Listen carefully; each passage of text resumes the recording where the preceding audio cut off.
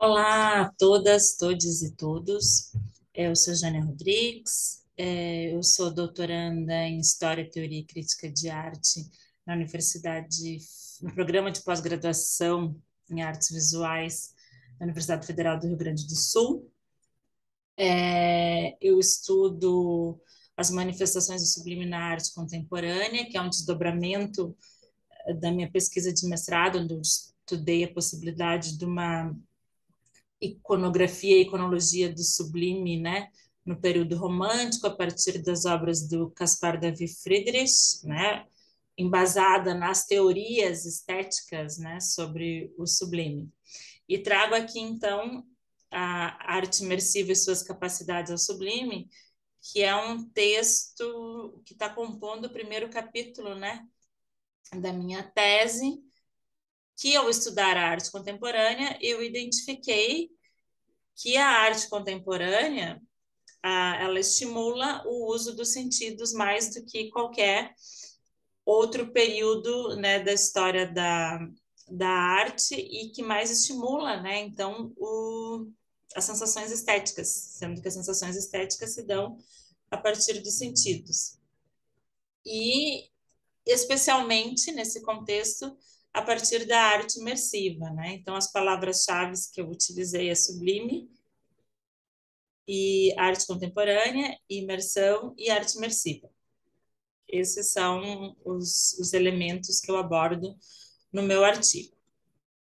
Brevemente aqui, então, eu trago ao longo das teorias estéticas sobre o sublime, seja no período do romantismo, onde o sublime, as discussões sobre o sublime tiveram seu ápice, ou seja, no momento contemporâneo, com Lyotard, com Rancière, com Frederick Jameson, é, há um entendimento que o sublime é composto, né, por esses elementos, né, seja de medo, de pavor, do uso da imaginação, esse transbordar da imaginação é uma leitura que eu trago, né, porque a imaginação não consegue ascender até o necessário, então há esse transbordamento, né? A partir desse medo, desse pavor à perda das forças vitais, né? Então, o que acontece diante de uma força e grandeza incomensurável, por exemplo, quando se está diante do mar, no primeiro momento, há essa sensação de medo e de pavor, né? Porque você não, a imaginação não consegue acender aquela força, aquela grandeza, e há aquela momentânea perda das forças vitais, né? Diante do quem não suspira diante do mar, né? Aí vem a razão, né? Que você consegue atuar, vem o entendimento que diz, olha, tu não consegue acender, tu não está conseguindo imaginar o tamanho, mas está tudo bem, você está seguro, então desfrute, né? Aí vem o deleite, o prazer, né? O que a gente culmina aqui com o sublime, né? O que que acontece? Então, diante desse medo, desse pavor, de tudo isso, até a razão conseguir fazer com que o indivíduo observador entenda, há uma sensação de pequenez, né? Então, o sublime, né, é o que faz o indivíduo se abismar diante do seu próprio nada e, de certa forma, perca a vida perante aquilo que o transcende, né? O sublime tem a capacidade, então, de superar as limitações da imaginação diante de força, grandeza, medo, pavor, né? Levando à compreensão e ao juizamento, né? Ao entendimento do objeto. Basicamente seria isso.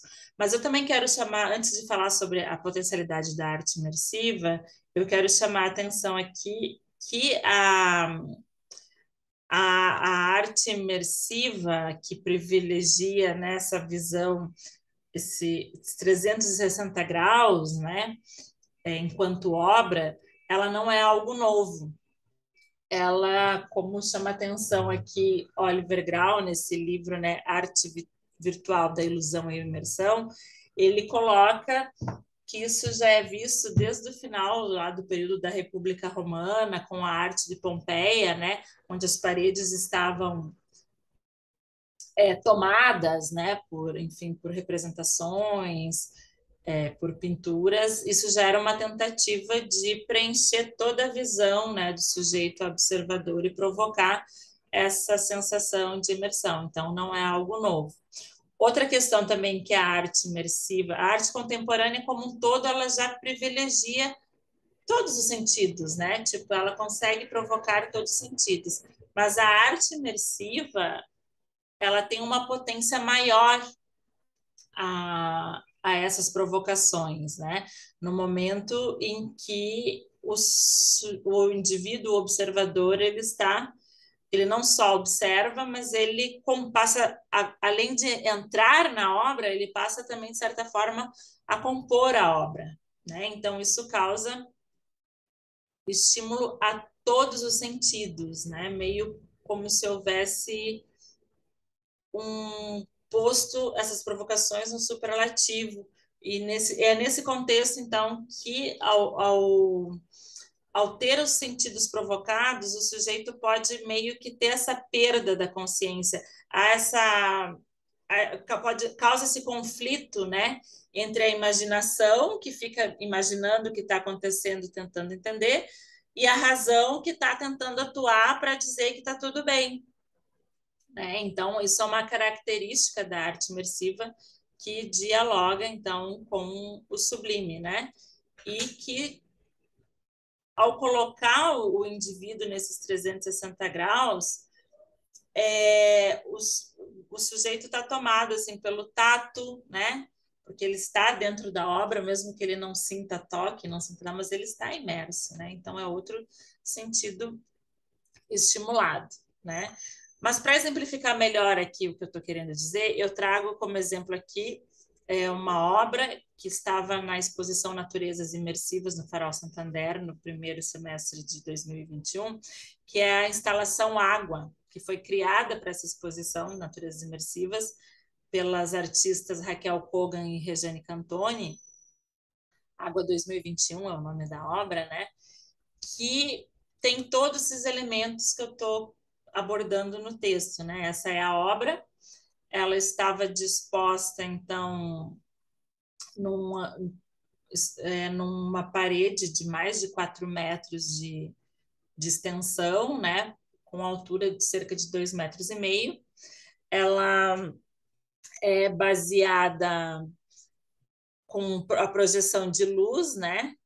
Então, ela traz o elemento luz, que a partir do elemento luz ela está abordando a força da água, né?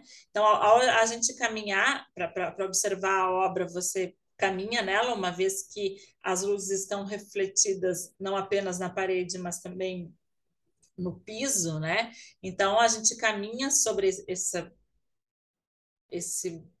como se fosse um espelho, né? Da parede, né? A sensação é de que a gente faz parte da instalação e mesmo a gente não sentindo a luz tocar, mas causa essa sensação de que você está imerso, né, dentro de um rio. Né? Então, isso é muito legal porque a gente tem a visão estimulada, tem o tato estimulado e a obra não tem som. Mas ao a gente, então, ser observador, participante desta obra também, estimula a audição, é como se a gente escutasse a água correr, o movimento da água, né? A gente, então, aguça a audição também, né? Isso é uma composição, então, de mais de um sentido, né? E todas, então, essas sensações provocadas pela obra impulsionam a imaginação a uma altura, né? Tipo, uma grandeza inefável, que tu não consegue ter a dimensão da obra, porque o tamanho da obra, nesse sentido, ela não é o tamanho que tu está vendo, mas é um tamanho incomensurável, porque você não tem como medir todas essas sensações, né? E causa, então, essa espécie de transbordamento da imaginação que provoca momentaneamente o medo, o pavor, e de certa forma, o momento desse medo e pavor dá uma catarse no indivíduo que se vê diante de sua pequenez, né? Pequenez humana, diante de tudo que está acontecendo, né? E que ativa a razão e vem e diz, não, tá tudo bem, contemple, né? Assim, deleite-se. E isso é um momento, então, que a sensação estética do sublime pode se manifestar. Essa obra imersiva, ela maximiza os sentidos, né? Essa bipolaridade entre a tensão entre vivenciar aquilo que está acontecendo e aquilo que eu estou entendendo, né? Causa essa bipolaridade, né? Que é o contraste, então, do entendimento com transbordamentos da imaginação, que precisam ser esses estímulos precisam fazer com que a razão seja acionada para que seja possível criar um entendimento sobre as sensações e haver o deleite, né? Isso, sem dúvida, são emoções estéticas, né, em alto grau e que, em grande parte, pode ser levado ao sublime. Em síntese, para terminar, tipo, meu texto traz muito mais teoria, né, sobre o que eu estou dizendo, mas, em síntese, então, a característica da arte imersiva, ela se dá pela questão dos excessos, né, que tem esse excesso de provocações, né, que leva a esse transbordamento da imaginação, esse aumento da realidade, porque quando a gente está imerso nesse exemplo da obra, você está na obra, você está numa realidade de uma galeria de arte, mas você não está ali, você está imerso, né, num rio. Então, há um aumento da realidade que faz com que você veja essa pequenez humana, né? A mistura de espaço e corpo, que você já não sabe mais o que é, o que, né? E, então, dá uma falha nos sentidos, né? E a desautomatização do processo perceptivo, né? Que leva você, não apenas sente, mas você precisa entender esses sentidos, essas provocações. E isso leva ao aumento de consciência de si e do mundo, que é outra característica também da sensação estética do sublime. Então, é esta capacidade em elevar o observador à consciência de si, é o elo, né, com a sensação do sublime.